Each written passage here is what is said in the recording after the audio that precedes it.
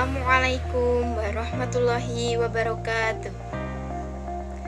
Yang saya hormati kepada dosen pengampu mata kuliah Sejarah Pendidikan Islam, yaitu Ibu Seni Murtafiati Mizani MPDI dan teman-teman sekalian. Pada kesempatan hari ini, kami selaku pemakalah kelompok 10 yang beranggotakan saya, Hani Aprilina, dan rekan saya, Hilmi Zainal Arifin. Di sini kami akan mempresentasikan hasil pemakalah kelompok kami yang berjudul Surau. Saya selaku pemateri pertama akan memaparkan tentang surau sebagai lembaga pendidikan Islam. Surau, istilah Malaysia, Indonesia, surau, dan kontraksinya suru, adalah kata yang meluas penggunaannya di Asia Tenggara. Sejak waktu yang sangat lama, dalam pengertian yang sama, istilah ini kelihatannya banyak digunakan di Minangkabau, Sumatera Selatan, Semenanjung Malaysia, Sumatera Tengah, dan Patani, atau Thailand Selatan. Secara bahasa, kata surau berarti tempat atau tempat penyembahan. Menurut pengertian aslinya atau asalnya, surau adalah bangunan kecil yang dibangun untuk penyembahan arwah nenek moyang. Surau merupakan lembaga pendidikan pertama dan tertua di Minangkabau, yang fungsinya sebagai tempat beribadah atau sholat, tempat pengajaran Al-Quran dan hadis, serta ilmu lainnya, juga sebagai tempat musyawarah, tempat mengajarkan adat, sopan, santun, ilmu bela diri atau silat Minang, dan juga sebagai tempat tidur bagi pemuda yang mulai remaja dan bagi laki-laki yang sudah bercerai. Hal ini sudah merupakan aturan yang berlaku di Minangkabau. Munculnya surau pertama di Minangkabau adalah di Ulakan Pariaman yang didirikan oleh Syekh Burhanuddin. Pada masa ini, eksistensi surau selain digunakan sebagai tempat sholat, melainkan juga sebagai pengajaran ilmu Islam, khususnya tarekat atau suluk. Melalui pendekatan ajaran tarekat atau suluk Satariyah, Syekh Burhanuddin menanamkan ajaran agama Islam kepada masyarakat Minangkabau untuk menekankan pada kesederhanaan, dan tarekat Satariyah berkembang dengan pesat sampai sekarang. Yang selanjutnya yaitu karakteristik surau. Yang pertama, klasifikasi surau berdasarkan jumlah murid, yaitu A. Surau kecil yang dapat menampung sampai 20 murid. Yang B. Surau sedang yang dapat menampung sampai 80 murid. Dan yang C. Surau besar yang dapat menampung antara 100 sampai 1000 murid. Yang kedua, klasifikasi surau dari segi fungsinya, yaitu A. Surau Nagari.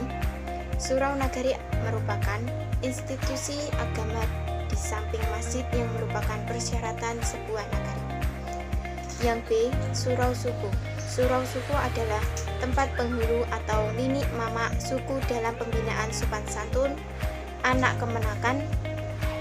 Maka oleh sebab itu, surau suku merupakan simbol budi. Dan yang C. Surau paham keagamaan. Surau paham keagamaan berbentuk pusat pengajaran dan ibadat suatu paham tarekat. Misal Surau Pasya Lubur Nyiur, Surau Tanjung Limau Sundai, Surau Nyaman Taluk, dengan ulamanya adalah surau tarekat yang amat berpengaruh. Yang ketiga, kepemimpinan dalam sistem pendidikan surau, yaitu Syekh berperan sebagai guru, juga sekaligus sebagai pemimpin spiritual dan para fungsionaris keagamaan yang disebut dalam sistem adat seperti imam, khotib, atau malim sebagai pelaksana hukum Islam. Yang keempat, murid dalam sistem pendidikan surau. Orang yang belajar di surau disebut murid atau sufi yang merajuk pada pengikut baru yang bermaksud mengamalkan tarekat. Murid menerima pengajaran dari syekh, pemimpin resmi tarekat. Ketika seorang murid telah dianggap layak oleh syekh untuk menjadi penggantinya, ia akan dipanggil secara pribadi dan syekh kemudian memberi ijazah atau izin mengajar, dan murid yang telah menerima ijazah akan memperoleh gelar syekh. Dan yang selanjutnya akan disampaikan oleh rekan saya, yaitu Hilmi Zainal Arifin. Yang selanjutnya, isi materi pendidikan surau. Pada perkembangannya, fungsi surau tidak banyak mengalami perubahan baik materi maupun sistem pendidikannya.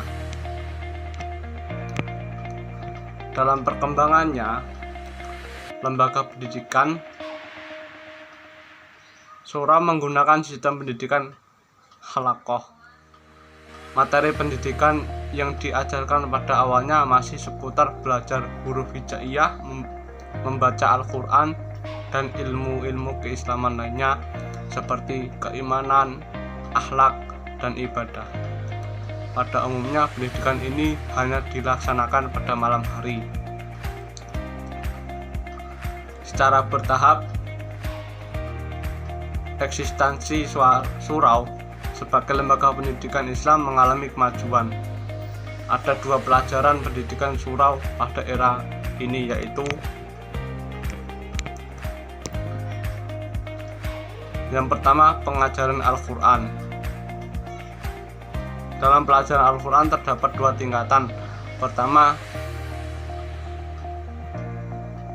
pendidikan rendah, yaitu pendidikan yang memahami ejaan huruf hijaiyah dan membaca Al-Quran. Yang kedua, pendidikan atas, yaitu pendidikan membaca Al-Quran dengan lagu, qasidah, berjanji, tajwid, dan kitab perukunan. Dua, pengajian kitab. Materi pendidikan pada jenjang ini meliputi ilmu sorof, ilmu nahwu, ilmu fikih, ilmu tafsir, dan ilmu-ilmu lainnya. Penekanan pada jenjang ini adalah pada aspek hafalan agar siswa cepat dan mudah menghafal. Metode yang digunakan adalah melafalkan materi dengan lagu-lagu tertentu. Dalam proses mengajar atau menyampaikan materi dapat dilakukan dengan cara pertama, cara menghafal Al-Quran. Pada awalnya diajarkan nama huruf hijaiyah yang berupa bentuk menurut kaidah Baghdadiyah. Kemudian diajarkan tanda huruf-huruf, yaitu titik-titik yang ada pada huruf hijaiyah. Yang kedua, cara mengajar ibadat. Cara ini dilakukan dengan amaliyah yang dilakukan dengan hafalan sholat, dilakukan secara berjamaah, kemudian secara individu. Yang ketiga, cara mengajarkan akhlak adalah memberikan cerita-cerita para nabi dan orang saleh serta contoh suri tauladan secara langsung yang diberikan oleh guru kepada murid. Yang keempat, cara mengajar keimanan sama dengan cara mengajar pelajaran lain, yaitu dengan cara hafalan dan dilakukan. Selanjutnya, literatur keagamaan.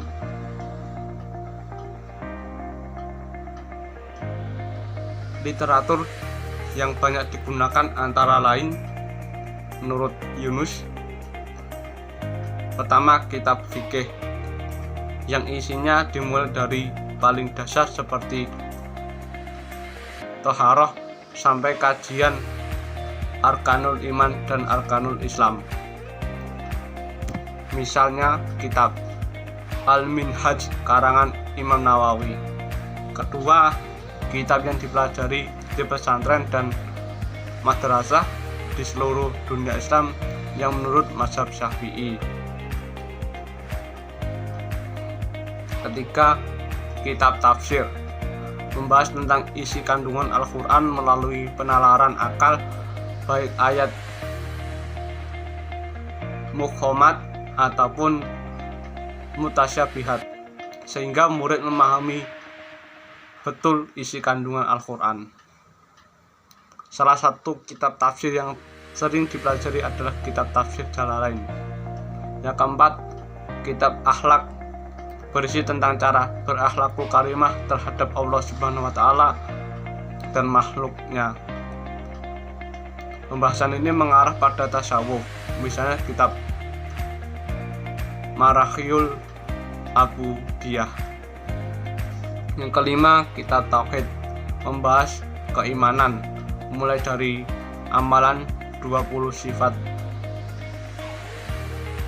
sifat wajib dan mustahil bagi Allah serta kitab jaiznya.